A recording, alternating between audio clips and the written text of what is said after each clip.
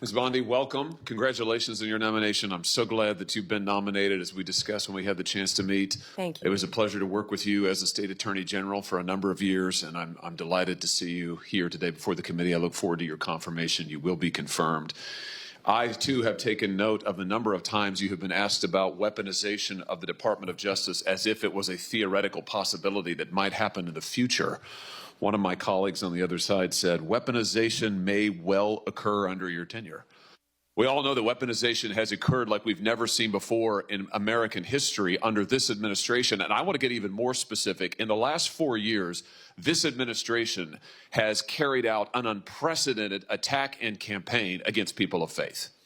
If you look at the numbers, we've never seen anything like it before in American history. It has been one of the most disgraceful chapters in the history of the Justice Department and in the history of the FBI. And I hope that you will reverse this and do right by every American citizen, including especially people of faith. Let me give you some specifics. After the Dobbs case was decided by the Supreme Court, over 100 pregnancy care centers and over 300 churches in this country were attacked, vandalized, firebombed.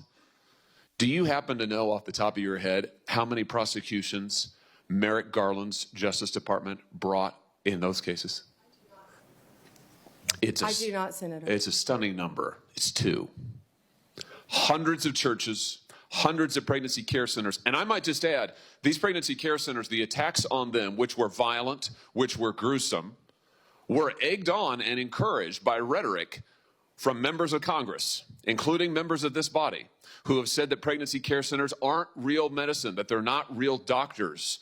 They have legitimized these attacks. And the same thing was true of churches. And this Justice Department couldn't lift a finger to defend these Americans. But at the same time, they used legislation, a law known as the FACE Act, to prosecute at least 53 different pro-life demonstrators, including people like Mark Houck from Pennsylvania, to whom this Justice Department sent a SWAT team to his door in the early morning hours. He has, I think, 7 children. In the early morning hours, an FBI SWAT team shows up at his door to take him into custody and prosecute him. By the way, he was acquitted.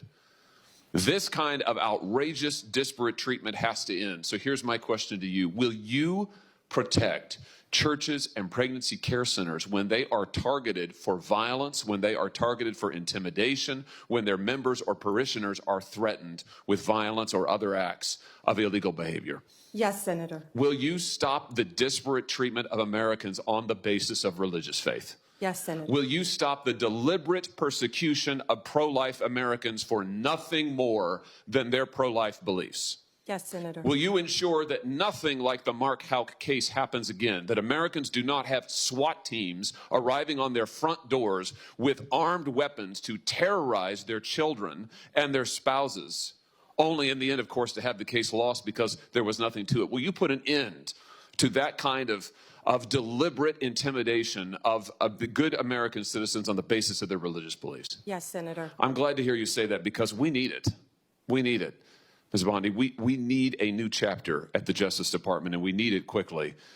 And I'm glad you're committed to it. Now, I also have heard you've been asked about your comment that you thought that in some cases we need to investigate the investigators, the ones who were bad.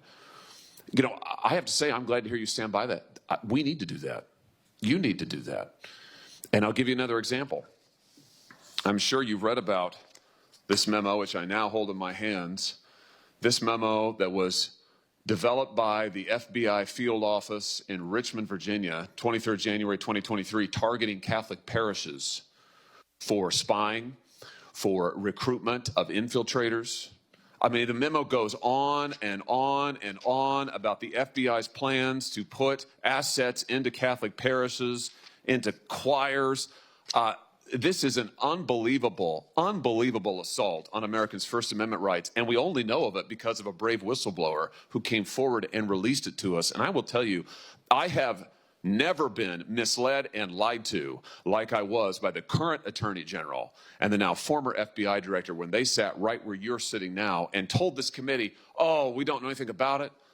oh, only one field office was involved. It was the single work of a single field office and a very few individuals. As it turns out, that's not true. Multiple field offices were involved. Multiple individuals were involved. Under your leadership, will you put a stop to the use of FBI or Department of Justice resources to try and recruit informants and spies into Christian churches or any church or house of worship in this country on the basis of nothing more than faith? Of course, Senator. Let me just say this. To our knowledge, no one who was involved in the writing and performance, execution of this memo has been disciplined or fired. Will you conduct an investigation like you talked about, Ms. Bondi, that will get to the bottom of abuses like this? And to be clear, this is an outrageous abuse. It is an outrageous abuse. One of the worst abuses of Department of Justice and FBI authority in our history. Will you conduct an investigation to find out who signed off on this, who approved it, who advocated for it within the Department of Justice? Will you open the books on these abuses so that the American people can have confidence in their DOJ?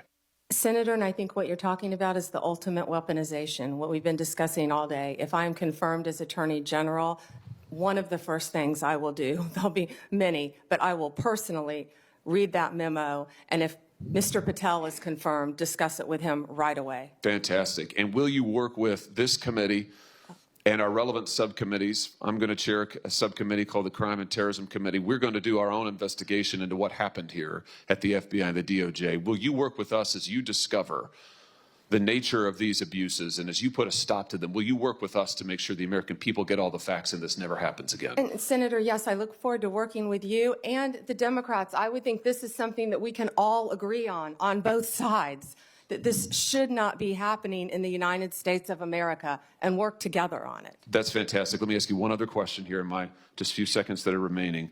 This memo targeting Catholic parishes repeatedly refers to as an expert source a group called the Southern Poverty Law Center. Now, the Southern Poverty Law Center has a long history as an anti-religious group that has repeatedly gone after conservative and religious organizations, called them hate groups, called them sometimes terrorist groups. They're cited in this memo. They once infamously, the SPLC called the Family Research Council a terrorist hate group, and an armed gunman came into their lobby and opened fire. Will you put a stop to the use of the SPLC as an official source for any Department of Justice memorandum or finding? That will be one of the first things we will look at as well, Senator, and report back to you and the committee. Thank you very much. Congratulations. Thank you, Mr. you. Chairman.